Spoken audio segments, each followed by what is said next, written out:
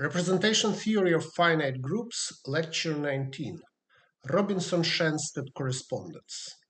So this lecture is the first lecture of the last quarter of the course, and this quarter is devoted to the combinatorial aspects of the representation theory of the symmetric group. Let us briefly describe the background and motivation for today's lecture. Let n be a positive integer and lambda a partition of n. Then we have the corresponding Specht module S lambda, and we know that when we vary over all partitions, these Specht modules are exactly the simple Sn modules.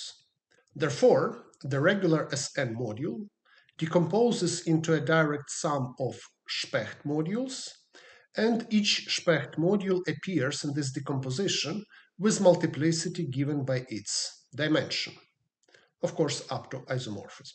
For a partition lambda of n, we have the corresponding set of standard Young tableaus of shape lambda.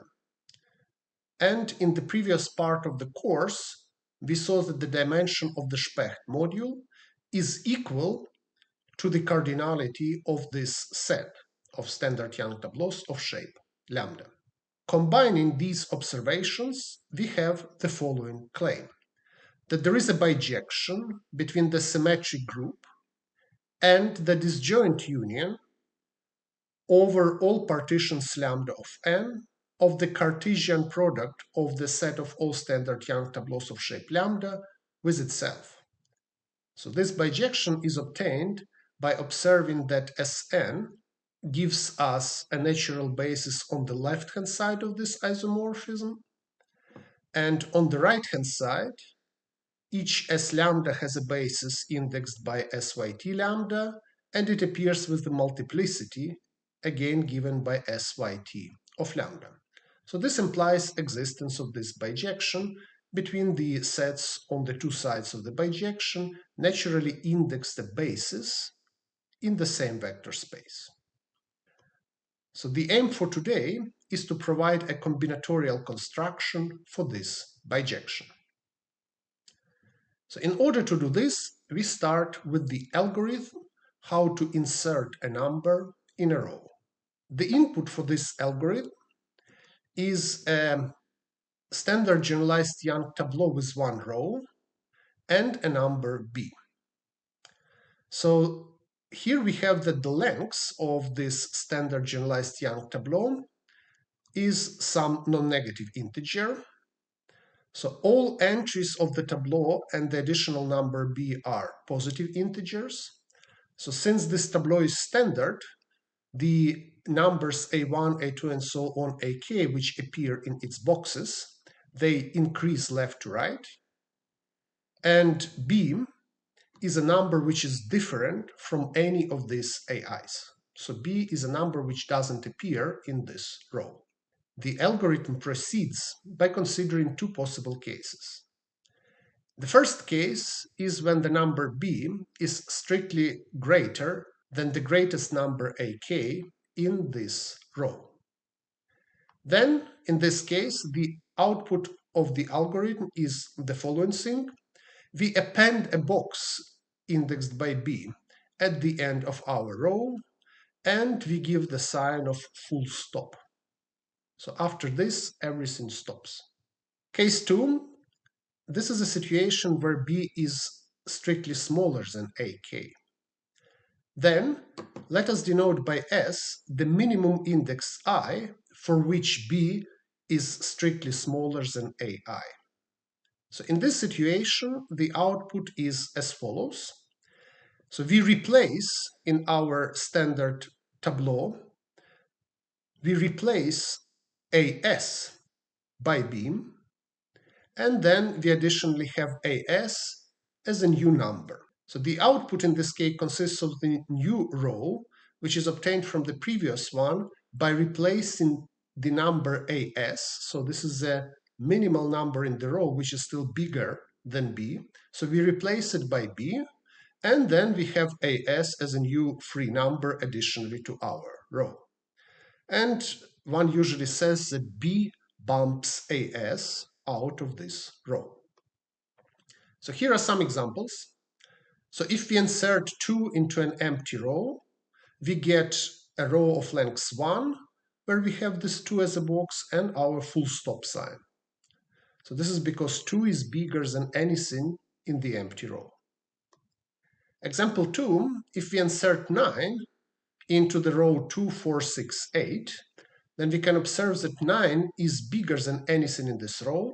So we just add a box with 9 at the end of the row, and we have full stop.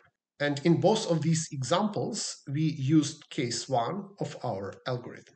So in the case when we use case 1 of the algorithm, the new row is 1 box bigger than the previous row. Here is another example.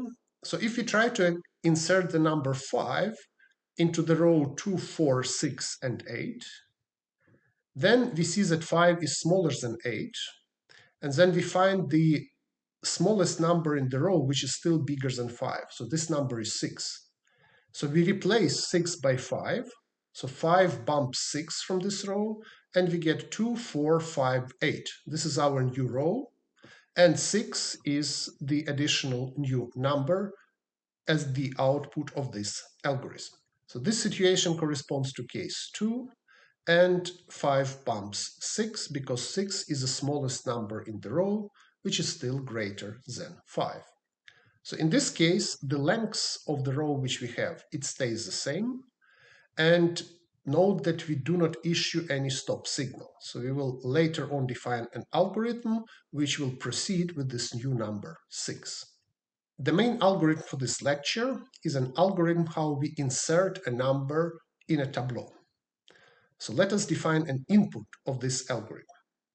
Let T be a standard generalized Young tableau of some partition shape. So this means that the shape of T is a partition of some non-negative integer. Each box of T is filled with some positive integer. All rows of T increase left to right. All columns of T increase top to bottom. And all elements in T are different. Let B be a positive integer which does not appear in T. So the input of the insertion algorithm is a pair T and B as described above. So the output will be a new standard generalized Young tableau. It will have some shape which is obtained from the shape of T by inserting an insertable node. So this is something which we saw during the branching rule. And the content of the output will be equal to the content of T with our new number B added. So let us describe this algorithm, which is known as Schensted's algorithm. So the input is the tableau T, the generalized Young tableau, and the number B, which doesn't appear in T. Everything as on the previous slide. So here's the algorithm. We try to insert the number B in the first from the top row of T. So there are two cases. If the outcome gives us the stop signal, we stop. Otherwise, the outcome changes the first row and gives us a new number C. So we try to insert C in the second from the top row of T. Again, we have two cases. The outcome might give us a stop signal, so we stop. Or otherwise, we change the second row and we have a new number D, which we try to insert into the third row. And we continue this row by row from top to bottom until we get the stop sign. So the output will be a new tableau R, which has the following changes relative to the original input tableau T. So let us assume that our algorithm terminated after changing row number K. So when we try to insert into the row number K, we got the stop sign. So all rows below K in R will be exactly the same as the corresponding rows in T. Row K in R will be different from the row K in T by an additional box, which is added as the rightmost box in this row. And each row above row K in R will be different from the corresponding row in T by exactly one entry. So here is an example.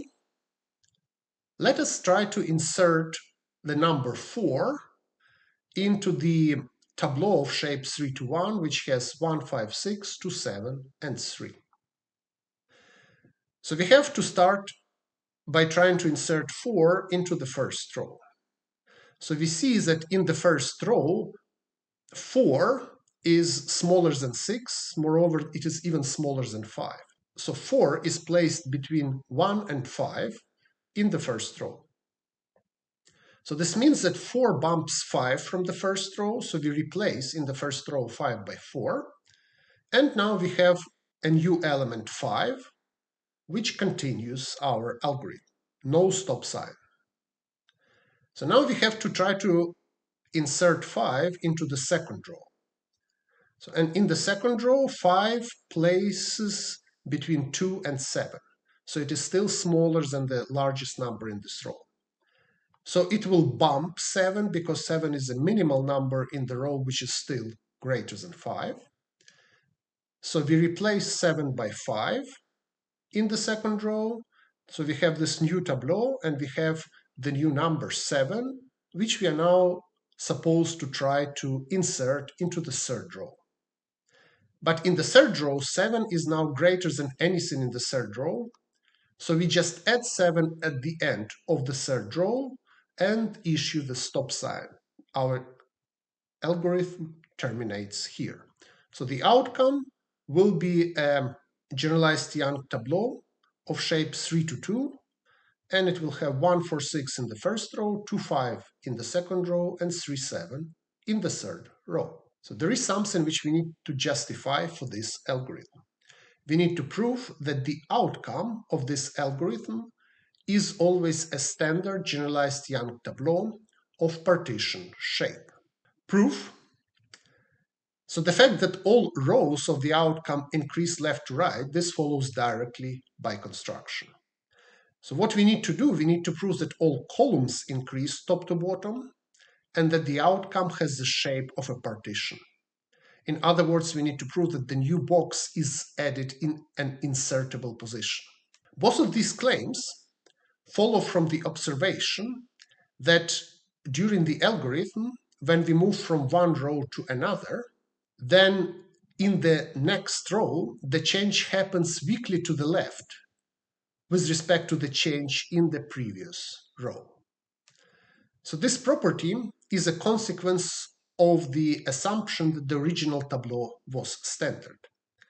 Indeed, so if A bumps B in some row and produces such configuration where we have A, which just replaced B, and some element C under it, then in this situation, A was smaller than B because it bumps B, but B was smaller than C because the original tableau was standard. So the B standing here was just above C, so B should be smaller than C.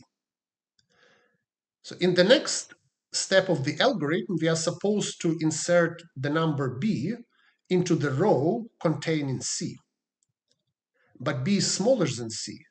So B should bump either this number C or something to the left of C. And this proves exactly our observation and hence implies the claim of our lemma. So this justifies that Schensted's insertion algorithm produces a generalized Young tableau of partition shape. Okay, so we are now going in the direction of formulating the main theorem. For this, let us define the notion of an insertion tableau. Let sigma be an element of Sn, which sends 1 to A1, 2 to A2, and so on. So define P0 of sigma as the empty tableau. For I from 1 to n, define Pi of sigma recursively as follows. The tableau Pi of sigma is obtained from the tableau Pi minus 1 of sigma by inserting the number Ai. Definition: the tableau Pn of sigma is called the insertion tableau for the permutation sigma and denoted P of sigma. And from our discussion before, we see that P of sigma is a standard Young tableau whose shape is a partition of n. And more generally, we can observe that by definition, each Pi of sigma is a standard generalized Young tableau whose shape is a partition of I. Now let us also define the recording tableau. Again, let sigma be an element in a set.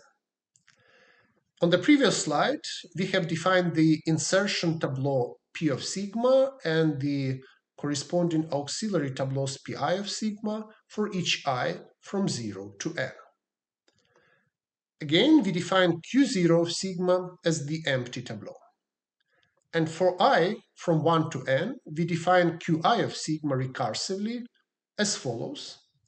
So the tableau Qi of sigma is obtained by adding the box numbered by I to Qi minus 1 of sigma at the same position, and that position will be an insertable node for Qi minus 1 of sigma. And this is a position at which a new box is added to Pi of sigma relative to Pi minus 1 of sigma. And the last tableau, Qn of sigma, is called the recording tableau for the permutation sigma and is denoted by Q of sigma. So by definition, Q of sigma is a standard Young tableau whose shape is a partition of n. Moreover, Q of sigma has the same shape as P of sigma, also by definition. And more generally, Qi of sigma is a standard Young tableau whose shape is a partition of I, and the shape of Qi of sigma by definition coincides with the shape of Pi of sigma. So here's an example. Let us take the permutation 1 goes to 3, 2 goes to 1, 3 to 5, 4 to 2, and 5 to 4. So this is a permutation in S5. So then P0 of sigma and Q0 of sigma are the empty tableaus. To get P1 and Q1, we need to insert 3 into the empty tableau. This gives us just the tableau 3. This is P1 of sigma, and then Q1 of sigma is the same shape tableau with 1. Next, we need to insert 1, so this is the second element in our permutation. When we try to insert 1 into 3, 1 bumps 3, so 3 goes to the second row. So P2 of sigma has shape 1, 1, with 1 in the first row and 3 in the second row. And Q2 of sigma has the same shape, where we add the box 2 in the second row. Next, we insert the element 5. 5 is greater than 1, so we just add the box 5 in the first row to get P3. And we simply add the box with 3 in the first row to get Q3 from Q2. Next, we insert 2 into P3.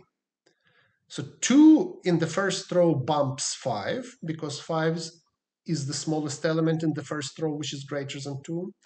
And when we try to insert 5 in the second row, we should just place it after 3. So P4 has 1, 2 in the first row and 3, 5 in the second row. And Q4, we start from Q3 and we add the box 4 in the second row, second position. Finally, we need to insert 4. Inserting 4 into P4, we observe that 4 is greater than 2, so we just add the box 4 in the first row. So P5 of sigma is 1, 2, 4, the first row, and 3, 5, the second row. And Q5 of sigma is obtained from Q4 by adding the box 5 in the first row, where the box 4 is added to P4. So the insertion tableau for this sigma is 1, 2, 4, and 3, 5. And the recording tableau is 1, 3, 5, and 2, 4, both of shapes 3, 2. So now we can formulate the main theorem, which is called the Robinson-Schensted correspondence. For any positive integer n, there is a bijection denoted by Rs from the symmetric group Sn to the disjoint union over all partitions lambda of n of the Cartesian square of the set of standard Young tableaus of lambda. So this map Rs sends a permutation sigma in Sn to the pair consisting of the insertion tableau P of sigma and the recording tableau Q of sigma. Proof. So we already saw that this map is well defined. So this is well defined using the Schensted insertion algorithm. So we only need to show that this map has an inverse. Given a pair of standard Young tableaus of the same shape lambda, which is a partition of n, let's say that these tableaus are P and Q, so we can use the information which is recorded in the recording tableau Q, and in particular the box N in the recording tableau Q tells us which box in the insertion tableau P was added last. So then we know which box in P was added last, and we can reverse recursively Schensted insertion algorithm for inserting something in this tableau P. So we know which box was added, so it should be bumped from the previous row, so we unbump it. So that new element should be bumped from the row before, we unbump it, and we proceed in this way. And directly from the definition of the algorithm, we see that each step is uniquely reversible. And this gives us an inverse map to the map Rs.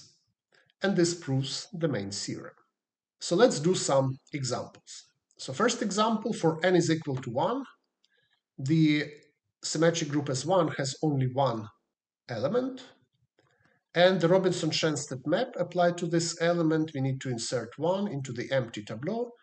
This gives us the insertion tableau 1 and the recording tableau 1. So this is a unique element in the Cartesian square of the set of standard Young tableaus of shape 1. So example 2, for n is equal to 2, we have two elements in S2, so let's compute their images under the Robinson-Schensted map. So when we apply the Robinson-Schensted map to the identity, we first insert 1 into the empty tableau, so giving the insertion tableau 1 and recording tableau 1, and then we insert 2 into the tableau 1. 2 is added then in the first row, so we get the insertion tableau 1, 2, and the recording tableau 1, 2 as well. And this is a unique element in the set of standard Young tableaus of shape 2, and then its Cartesian square.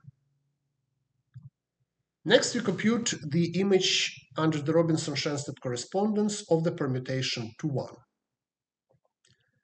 So we start with this permutation. We insert 2 to get the insertion tableau 2 and the recording tableau 1, and then we insert 1.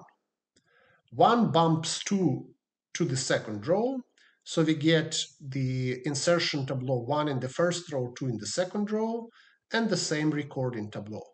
And this is a unique element in the Cartesian square of the set of all standard Young tableaus of shape 1, 1. And let us also do the example for n is equal to 3. For n is equal to 3, we have 6 permutations. So let us compute the image under the Robinson-Schensted map of the identity 1 to 3. So for the identity 1 to 3, we start from the empty tableau. We insert 1, so we get 1 as insertion and 1 is recording. We insert 2, 2 goes in the same row because it's greater than 1. So we have 1, 2 is insertion and 1, 2 is recording. And then we insert 3. Again, 3 goes into the first row because it's greater than 2. So we have 1 to 3 as insertion and 1 to 3 as recording tableau. Next, let us compute the Robinson-Schensted of the permutation 2, 1, 3.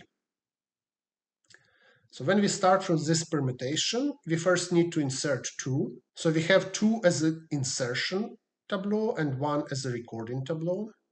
Next, we insert 1. 1 bumps 2 to the second row. So we have 1 in the first row and 2 in the second row as the insertion tableau and 1, 2 as the recording tableau. And finally, we insert 3 to get 1, 3 in the first row and 2 in the second row as the insertion tableau and the same recording tableau. Next, let us compute Robinson-Schensted of 1, 3, 2. First, we insert 1 to get 1, 1.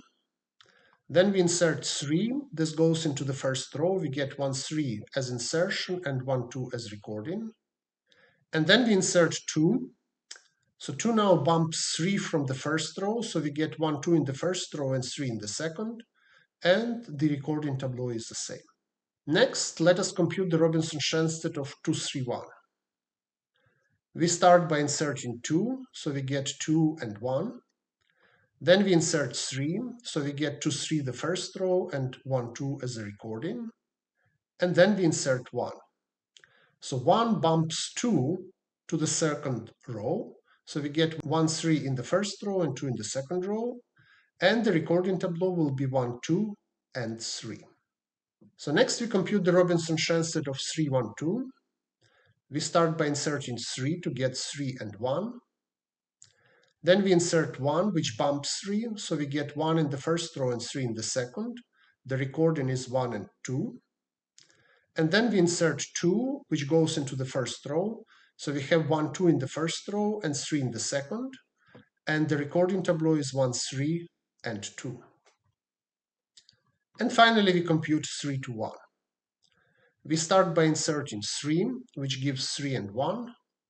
Then we insert 2, which bumps 3. So we get 2 in the first row and 3 in the second. And the recording 1, 2. And finally, we insert 1, which bumps 2 to the second row, but 2 bumps 3 to the third row. So we have 1, then 2, and 3 in different rows, and the same recording tableau. Here we see that we have one element of shape 3. We have 4 elements of shape 2, 1, and we have one element of shape 1, 1, 1. So we have 2 standard Young tableaus of shape 2, 1. So in our Robinson-Schensted correspondence, we will have 2 times 2, 4 elements, which are mapped by pairs of standard Young tableaus of that shape. Let us now compute a more complicated example. Let us compute a Robinson-Schensted correspondent for the following permutation in S9. So the permutation is 6, 4, 1, 9, 5, 7, 2, 3, 8. So we start with the empty tableau. Inserting 6, we get 6 and 1 as a recording tableau. So next we insert 4. 4 bumps 6 to the second row, and the recording tableau 1 in the first row and 2 in the second row. Next we insert 1. 1 bumps 4 to the second row, but 4 bumps 6 then to the third row. So we have 1 in the first row, 4 in the second, 6 in the third, and the recording tableau is 1, then 2, and then 3. So next we insert 9. The fourth element is 9. 9 is greater than anything, so it goes into the first row. And then in the recording tableau, we add the box 4 in the first row. So next we need to insert 5.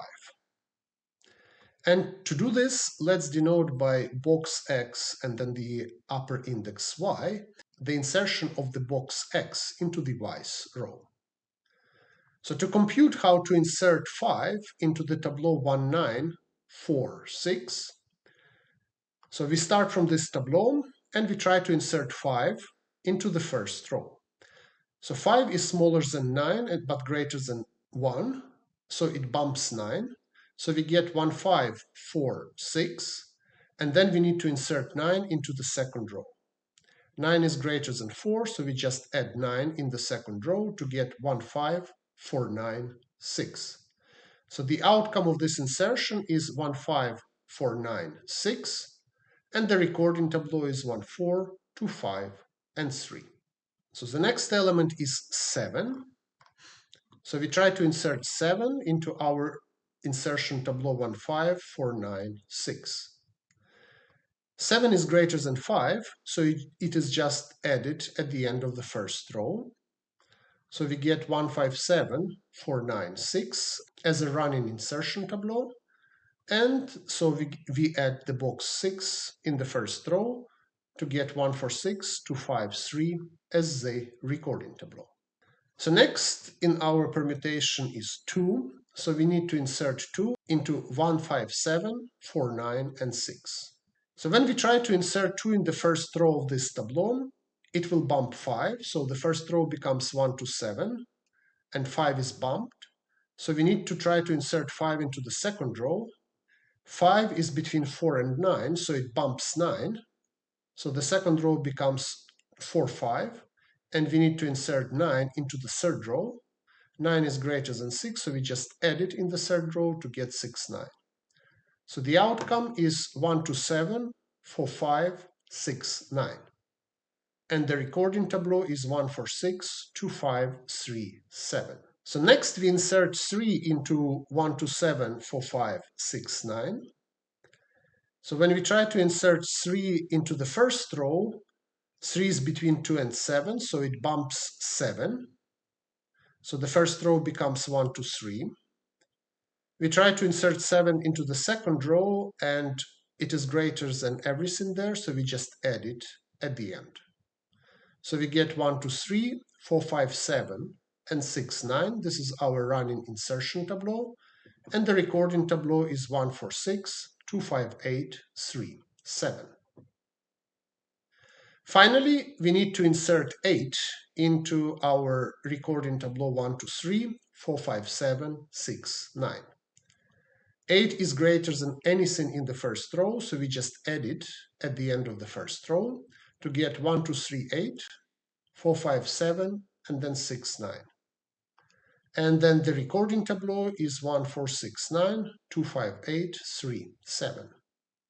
So the answer is that the Robinson-Schensted correspondent of the permutation 6, 4, 1, 9, 5, 7, 2, 3, 8 consists of the insertion tableau 1, 2, 3, 8, then 4, 5, 7, and then 6, 9 of shape 4, 3, 2, and the recording tableau 1, 4, 6, 9, 2, 5, 8, 3, 7 of the same shape.